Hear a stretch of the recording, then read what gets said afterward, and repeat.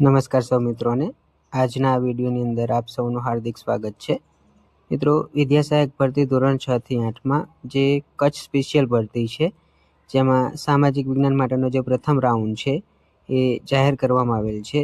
તો આ વિડીયોની અંદર આપણે સામાજિક વિજ્ઞાનના પ્રથમ રાઉન્ડમાં જે કેટેગરી વાઇઝ ઉમેદવારો બોલાવેલા છે જિલ્લા પસંદગી માટે, તેની સંપૂર્ણ માહિતી મેળવીશું.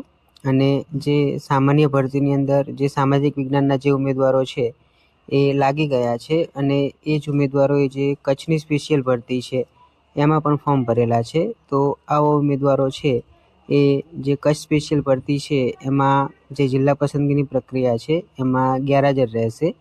તો આ વિડીયોની અંદર એ પણ માહિતી મેળવીશું કે જે કેટેગરી વાઇઝ જે ઉમેદવારો છે એ કેટલા ગેરહાજર રહી શકે છે. તો વિડીયોના અંત સુધીમાં બન્યા રહેશો. સૌપ્રથમ આપણે જે સામાજિક વિજ્ઞાનનો પ્રથમ રાઉન્ડ છે એમાં પ્રથમ રાઉન્ડની અંદર કેટેગરી વાઇઝ કેટલા ઉમેદવારો બોલાવેલા છે તેની સંપૂર્ણ માહિતી મેળવીએ. તો જે સામાજિક વિજ્ઞાનનો પ્રથમ રાઉન્ડ છે એમાં જે ઓપનના જે ઉમેદવારો છે એ ઓપનના સામાન્ય કુલ 106 ઉમેદવારો છે અને જે પીએચ ઉમેદવારો છે એમાં સી કેટેગરીના 2 ઉમેદવાર, આમ 106 સામાન્ય ઉમેદવાર અને 2 પીએચ કેટેગરીના ઉમેદવાર થઈ અને ઓપન કેટેગરીના કુલ 108 ઉમેદવારો છે જેમને જિલ્લા પસંદગી માટે બોલાવેલા છે. એસસી કેટેગરીમાં સામાન્ય 321 ઉમેદવારો, જે પીએચમાં એ કેટેગરી છે એમાં 2 ઉમેદવાર અને સી કેટેગરીના 5 ઉમેદવાર, આમ 321 સામાન્ય અને 7 જે પીએચ ઉમેદવારો છે એમ થઈ અને 328 ઉમેદવારો છે એ એસસી કેટેગરીના છે. એસટી કેટેગરીના 33 ઉમેદવારો છે જેમને જિલ્લા પસંદગી માટે બોલાવેલા છે અને એસટીના કોઈ પીએચ ઉમેદવાર છે એ આ જે પ્રથમ રાઉન્ડ છે એની અંદર સમાવેશ થતો નથી. જે ઓબીસી કેટેગરી છે એ ઓબીસી કેટેગરીમાં 1053 છે એ સામાન્ય ઉમેદવારો છે. જે પીએચની વાત કરીએ તો પીએચમાં એ કેટેગરીના 2 ઉમેદવાર, જે બી કેટેગરી છે એનો 1 ઉમેદવાર અને ડી કેટેગરી છે એના 2 ઉમેદવાર અને જે સી કેટેગરી છે એમાં 19 ઉમેદવારો છે. આમ કુલ 1053 ઉમેદવારો છે એ સામાન્ય છે અને 24 ઉમેદવાર છે એ પીએચ ઉમેદવારો છે. એમ મળી અને 1077 ઉમેદવાર છે એ ઓબીસીના ઉમેદવારો છે.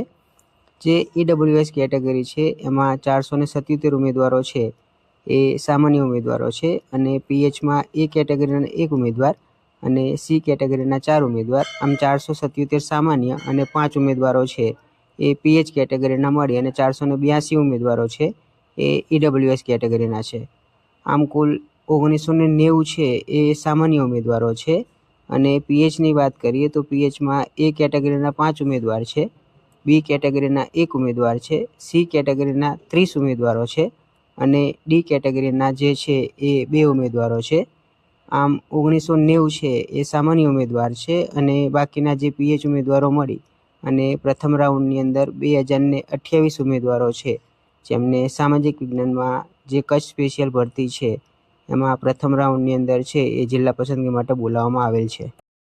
હવે વાત કરીએ કે જે પ્રથમ રાઉન્ડ જાહેર થયો છે એમાં કેટેગરી વાઇઝ જગ્યાઓ કેટલી છે અને જે ઉમેદવારો બોલાવેલા છે તેમાંથી કેટલા ઉમેદવારો છે એ સામાન્ય ભરતીની અંદર લાગી ગયા છે.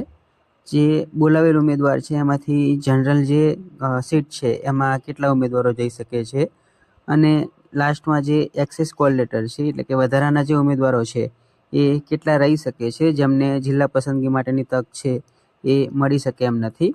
તો સૌપ્રથમ વાત કરીએ ઓપન કેટેગરીની. તો ઓપન કેટેગરીમાં 256 જગ્યાઓ છે અને 256 જગ્યાઓ સામે 106 ઉમેદવારો છે જેમને જિલ્લા પસંદગી માટે બોલાવેલા છે. હવે અહીંયા જે ઉમેદવારો દર્શાવ્યા છે તેમાં પીએચ ઉમેદવારોની ગણતરી કરેલ નથી. 106 ઉમેદવારો જે દર્શાવ્યા છે તેમાંથી 35 ઉમેદવારો એવા છે જે સામાન્ય ભરતીની અંદર લાગી ગયેલા છે, એટલે આ ઉમેદવારો છે એ સંભવિત આ જે ભરતી છે એમાં ગેરહાજર રહેશે અને 106 ઉમેદવારોમાંથી 37 ઉમેદવારો છે જે જનરલ ઉપર પોતાની સીટ છે એ પસંદ કરશે.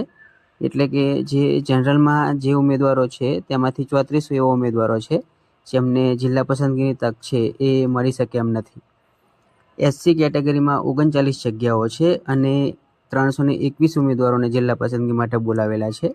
આ 321માંથી 191 એવા ઉમેદવારો છે જે સામાન્ય ભરતીની અંદર લાગી ગયેલા છે અને જે 44 ઉમેદવારો છે એ જનરલમાં જઈ શકે એમ છે અને જે 39 ઉમેદવારો છે એ કેટેગરી ઉપર પોતાની જે સીટ છે એ પસંદ કરશે. આમ એસસી ઉમેદવારો છે એમાંથી 39 ઉમેદવારો છે એમને જે જિલ્લા પસંદગીની તક છે એ મળી શકે એમ નથી. ઓબીસીમાં 146 જગ્યાઓ છે અને 146 જગ્યાઓ સામે 1053 ઉમેદવારોને જિલ્લા પસંદગી માટે બોલાવેલા છે અને તેમાંથી 709 ઉમેદવારો છે એ જે સામાન્ય ભરતી છે એમાંથી લાગી ગયા છે અને એવા ઉમેદવારોએ કચ્છની અંદર પણ પોતાના ફોર્મ ભરેલા છે અને 85 ઉમેદવારો છે એ જનરલની અંદર જઈ શકે એમ છે અને કેટેગરીમાં 146 ઉમેદવારો જશે. છતાં પણ જે 87 ઉમેદવારો છે એમને જિલ્લા પસંદગીની તક છે એ મળી શકે એમ નથી. વાત કરીએ ઈડબ્લ્યુએસ કેટેગરીની, તો ઈડબ્લ્યુએસ કેટેગરીમાં 54 જગ્યાઓ છે અને 477 ઉમેદવારોને જિલ્લા પસંદગી માટે બોલાવેલા છે. આ 477માંથી 272 એવા ઉમેદવારો છે જે સામાન્ય ભરતીની અંદર લાગી ગયા છે અને એમને કચ્છની અંદર પણ ફોર્મ ભરેલા છે. જો જનરલમાં 69 ઉમેદવારો ઈડબ્લ્યુએસના જશે અને 54 ઉમેદવારો જે ઈડબ્લ્યુએસની સીટ છે એમાં પોતાની જિલ્લા પસંદગી કરશે. છતાં પણ જે 56 ઉમેદવારો છે એમને જિલ્લા પસંદગીની તક નહીં મળી શકે.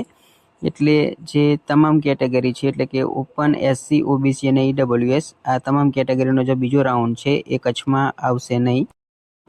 વાત કરીએ જે 3 કેટેગરી છે એસસી, ઓબીસી અને ઈડબ્લ્યુએસ, તેમાં સેફ ઝોન અને મેરિટ કેટલું રહી શકે છે. તો એસસીમાં જેનો મેરિટ ક્રમ 282 છે અને મેરિટ 71.1473 છે તે સેફ ઝોનમાં આવે છે. ઓબીસીમાં મેરિટ નંબર 966 અને મેરિટ 71.0700 તે સેફ ઝોનની અંદર આવે છે અને ઈડબ્લ્યુએસ કેટેગરીમાં જે કેટેગરીમાં મેરિટ નંબર 421 છે અને મેરિટ 71.1874 છે એ સેફ ઝોનની અંદર આવી શકે છે. સાઈડમાં જે મેરિટ ઘટાડો લખેલો છે એ સામાન્ય ભરતી કરતાં કચ્છમાં કેટલું મેરિટ છે એ નીચું જઈ શકે છે એ છે. તો એસસીમાં 0.7236, ઓબીસીમાં 0.4812, ઈડબ્લ્યુએસ કેટેગરીમાં 0.6154 આટલું મેરિટ છે એ સામાન્ય ભરતી કરતાં કચ્છની ભરતીમાં નીચું જઈ શકે છે.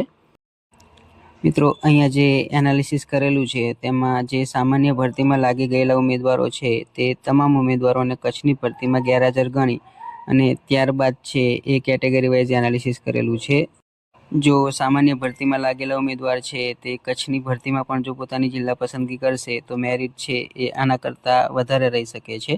આશા રાખું છું કે વિડીયો છે એ સારો લાગ્યો હશે. વિડીયો સારો લાગ્યો હોય તો વિડીયોને લાઇક કરશો, તમામ ઉમેદવારો સુધી શેર કરશો અને આપના જે કંઈ પણ પ્રશ્નો હોય તે કોમેન્ટ બોક્સની અંદર જરૂરથી રજૂ કરશો. જે જિલ્લા પસંદગીની પ્રક્રિયા શરૂ થાય ત્યારબાદ જે ડે બાય ડેનું જે એનાલિસિસ છે તે આ જ ચેનલ ઉપર અપલોડ કરવામાં આવશે. જે ઉમેદવારો ચેનલ ઉપર નવા છે તેવા ઉમેદવારો ચેનલને સબસ્ક્રાઈબ કરશો અને પ્રોત્સાહન પૂરું પાડશો. આભાર.